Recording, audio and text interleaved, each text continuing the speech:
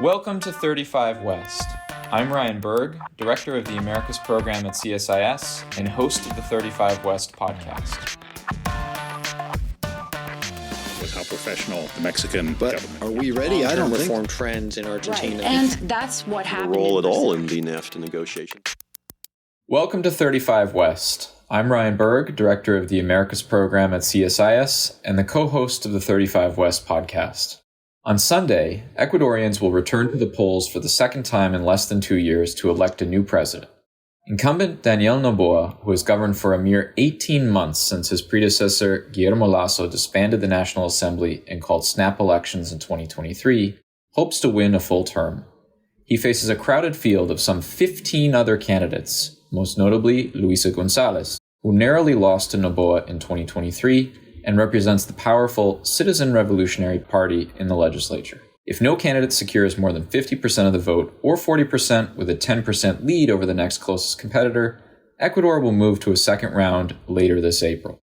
To help us investigate the state of the field and some of the potential outcomes, we are very pleased to have back on the podcast for the fourth time, Sebastián Hurtado, president and founder of the Quito-based political risk consultancy, Prófitas.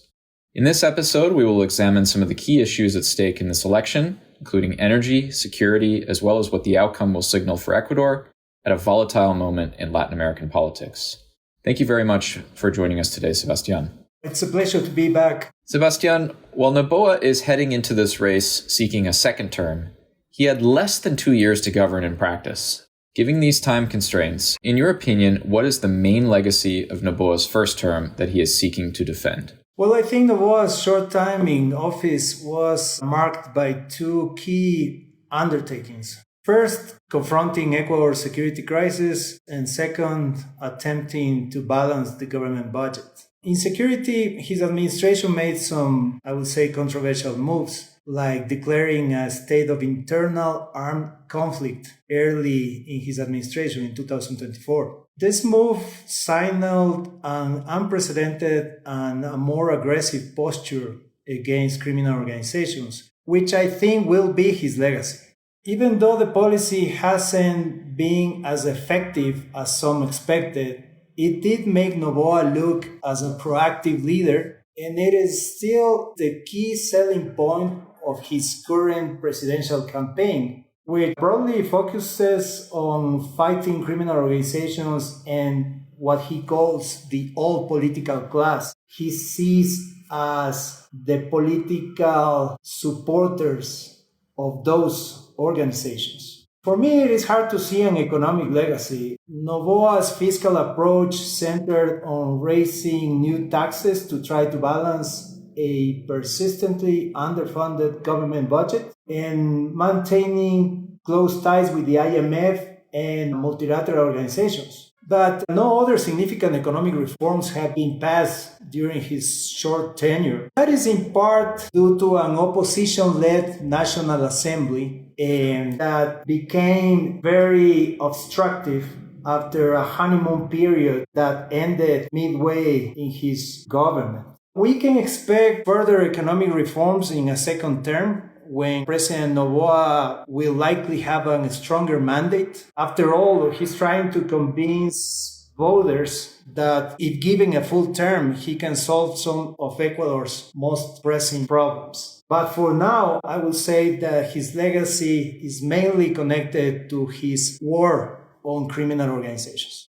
One thing that struck me as interesting about this race is that there was a really small amount of a time that elapsed since the last presidential elections, but this race is not a rehash of the same issues that characterized the previous race. I want to talk about the energy situation, Sebastián. Widespread blackouts and energy shortages brought a newfound focus on the state of Ecuador's economy and energy infrastructure this fall. While security remains a key concern, of course, the economic trajectory of the country appears to be an increasingly vital question. How have Noboa and González approached the issue of power outages and energy security? Well, yes, at the height of the energy crisis last year, blackouts were the second most pressing concern after security. But now that most Ecuadorians feel that blackouts are somehow over, polls show that the economic situation is the most pressing concern after security. And with good reason. Ecuador's economy contracted more than 1% last year, at least, and is expected to grow a modest 2% in 2025. Actually, ours is the only Andean economy that has contracted on a per capita basis over the last 5 years and is facing what is effectively a lost decade, with 2024 real GDP per capita being quite similar to what it was in 2014. So reigniting growth should be a key issue for any incoming administration. In terms of the energy crisis, both candidates have blamed each other for it. Noboa has mostly framed the crisis as a result of underinvestment in previous years and excessive reliance on hydroelectric generation promoted during the Correísta years. González, meanwhile, has blamed what she calls neoliberal policies implemented in all the governments that came after Correísmo. I think Noboa's focus will be on attracting private capital to energy generation and distribution by reducing restrictions to private sector involvement and streamlining permitting.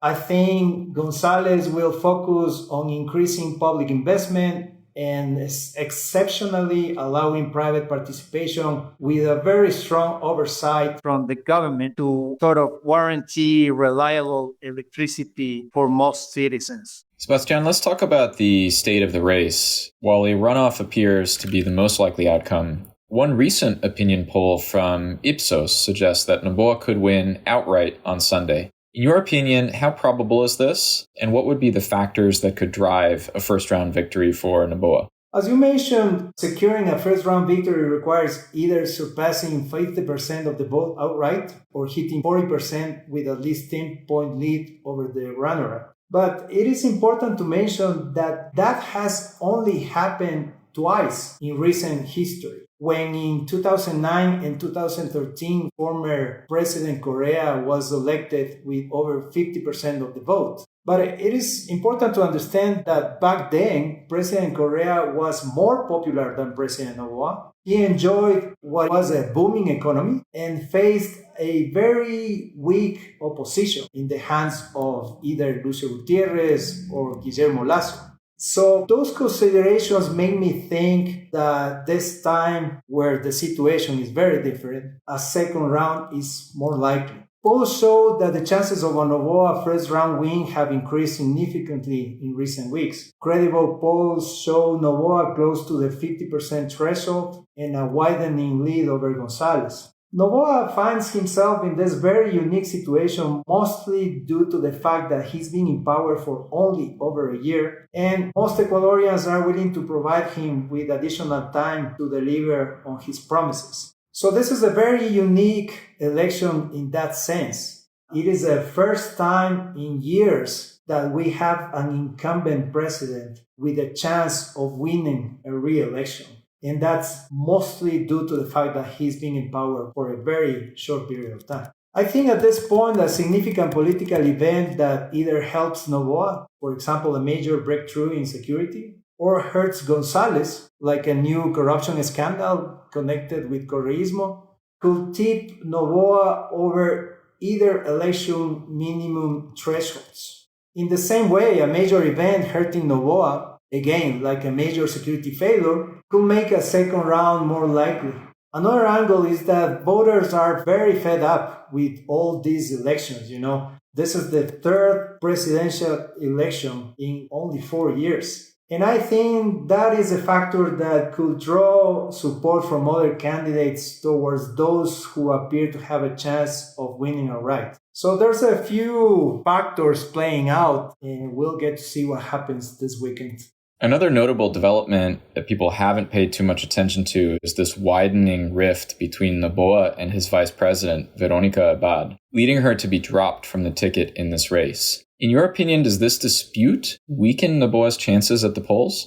This ungraceful dispute between Noboa and Abad, and the extent Noboa has been willing to bend constitutional and legal rules to keep her out of power, has certainly raised concerns about his democratic credential, but mostly in elite circles. However, Abad has no real popular support. And most Ecuadorians are focused on more pressing issues than the rule of law or personal conflicts between the president and the vice president. So I think this conflict will have no impact on popular support for Noboa, at least in this first round that ends this week.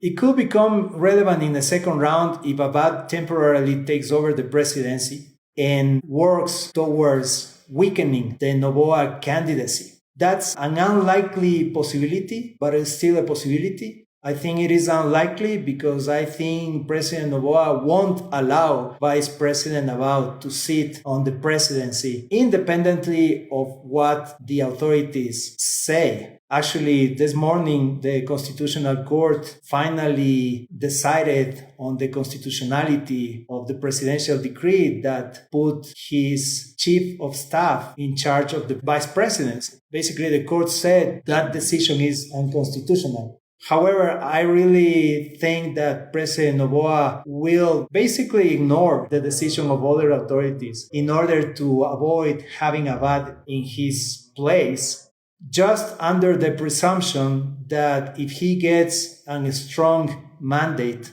this weekend, or if he wins in the first round election, most of these legal challenges on what he has done or over what he has done will just evaporate.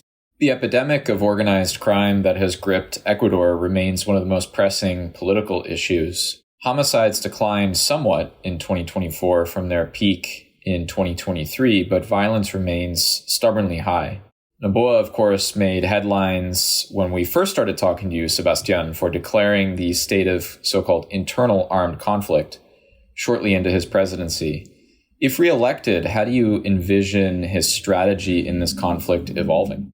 I think if Noboa wins, he will double down on a hardline approach, at least rhetorically, because security is the top of mind issue for Ecuadorians. The internal armed conflict label opened the door to broader military involvement in internal security operations and expanded the government's legal tools. In the second term, I will expect more institutionalization of this approach, potentially new laws to formalize joint police-military task forces, increased budgets for defense, strong and intelligent operations against cartels, and likely cooperation with foreign governments, especially the U.S. The challenge, of course, is ensuring that these measures remain within the bounds of the Constitution and respect of human rights. That balance, I think, will be crucial because public support for security crackdowns can wane if significant abuses occur.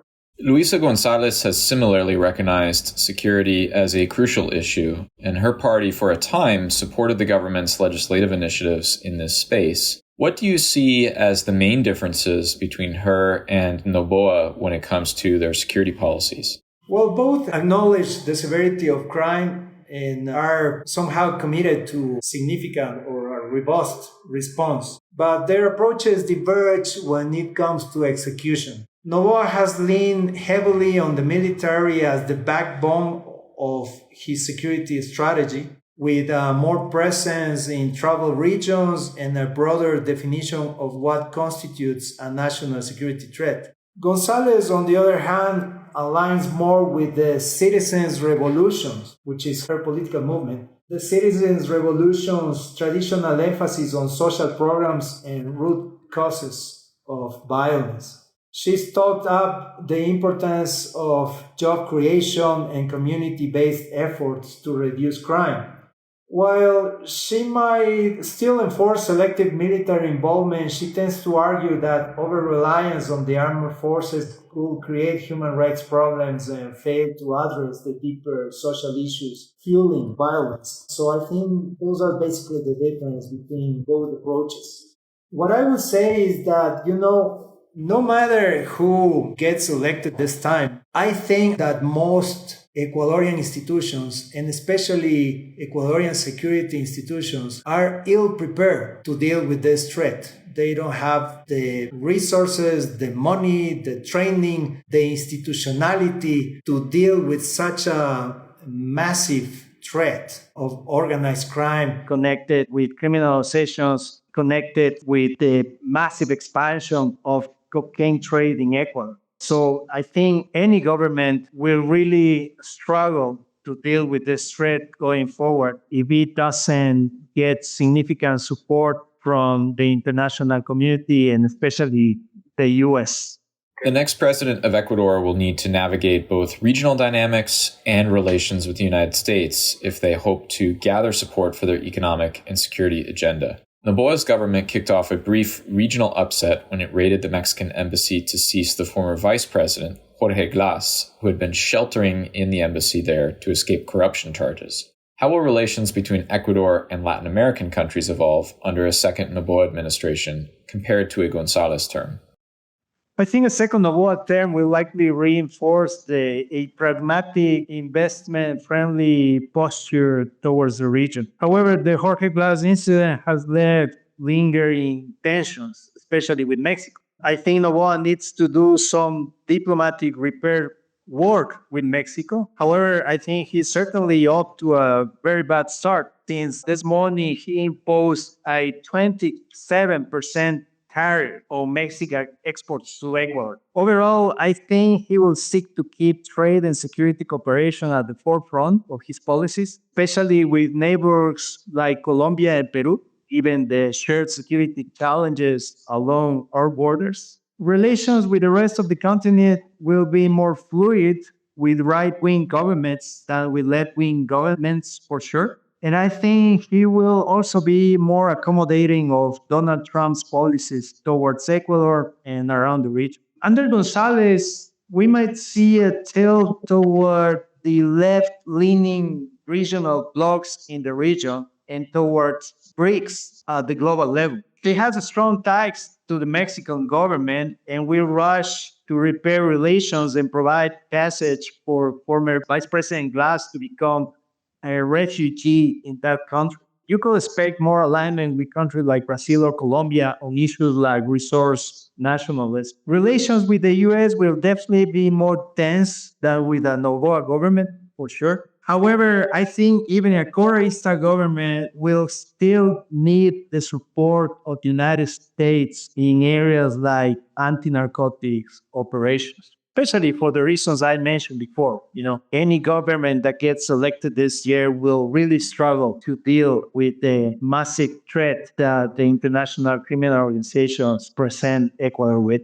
Sebastián, with the Trump administration in the United States clearly taking a much greater interest in the Western Hemisphere, and I would mention to our listeners that Marco Rubio penned his first op-ed in the Wall Street Journal called "An America's First Foreign Policy," focused heavily on Latin America. How can Ecuador better prepare itself to have a more constructive relationship with Washington when Washington finally seems to be focusing on the region?